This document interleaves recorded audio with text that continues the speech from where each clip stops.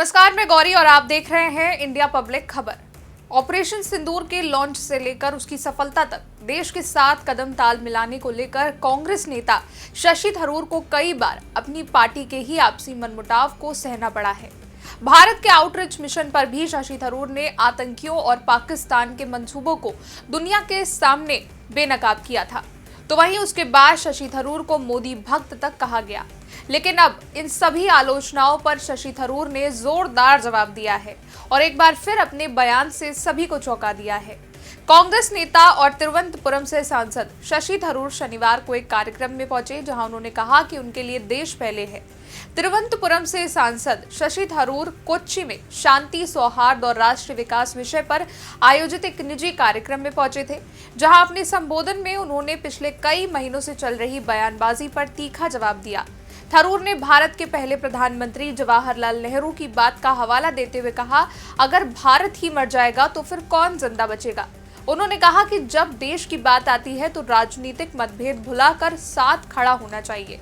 शशि थरूर ने यह भी कहा कि उनके सरकार के समर्थन वाले रुख की वजह से कई लोग उनकी कड़ी आलोचना कर रहे हैं। उन्होंने कहा कि वो इस रुख पर अडिग रहेंगे क्योंकि ये देश हित में है। आगे शशि थरूर ने कहा, आपकी पहली निष्ठा किसके प्रति होनी चाहिए? मेरे हिसाब से देश के प्रति।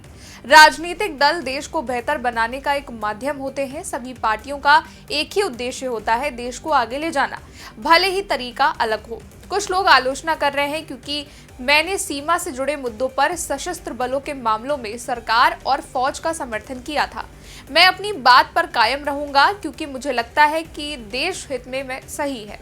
लोकतंत्र में राजनीति एक तरह की प्रतियोगिता होती है। हम अपने दलों की विचारधाराओं और मूल्यों का सम्मान करते हैं, लेकिन राष्ट्रीय सुरक्षा जैसे मुद्दों पर कभी-कभी अलग-अलग पार्टियों को भी मिलकर काम करना चाहिए। पर कई बार पार्टियां इसे अपनी प्रति बेवफाई समझ लेती हैं, जो कि एक बड़ी समस्या है। मैं राजनीति में देश की सेवा के उद्देश्य से ही लौटा था और कोशिश है कि राजनीति के अंदर और बाहर दोनों तरीकों से देश के लिए योगदान दे सकूं। हालांकि इसी कार्यक्रम में उनसे ये भी पूछा गया कि क्या कांग्रेस हाईकमान से उन्हें कोई शिकायत है, तो इस पर भी कांग्रेस सांसद शशि थरूर ने एक सधा हुआ जवाब दिया। उन्होंने कहा, मैं यहाँ राजनीति या किसी विवाद पर बात करने नहीं आया हूँ।